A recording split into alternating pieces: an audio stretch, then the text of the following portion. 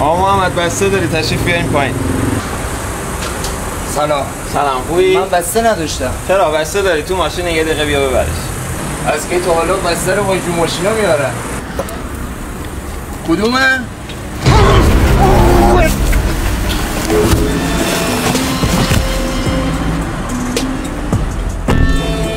حرکت کن.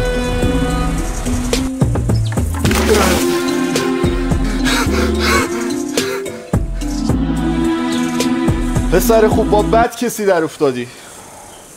تو میدونی آقای صدف کیه؟ یکی از قدیمی ترین های بازار مبله. مهم نیست هر کی میخواد باشه، من دخترشو دوست دارم. تو بیجا کردی. تو بیجا کردی.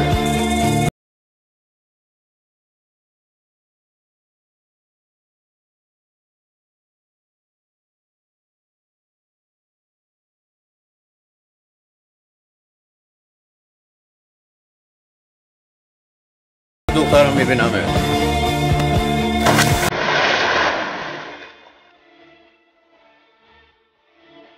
نداره عزیزم، چند روز دیگه جنس جدید میارن، مغازه شلوغ میشه، بیا فرار کنیم.